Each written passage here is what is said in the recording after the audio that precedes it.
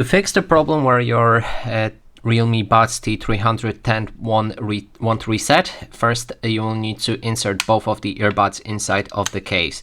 Then close it, make sure that your earbuds are charging, and you can see the LED lamp right here. If you open it and then there's a green light like this, that means your case is charged and currently charging your earbuds.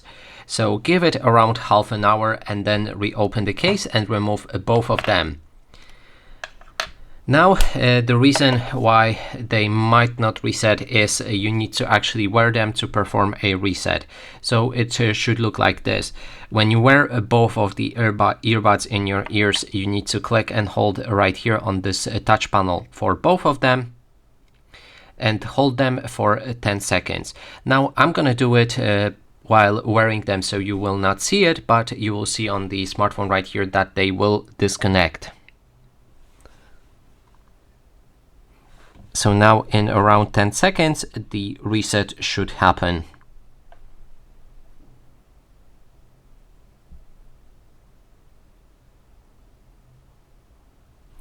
As you can see, they are powering off, and now all we have to do is reinsert them back in the case.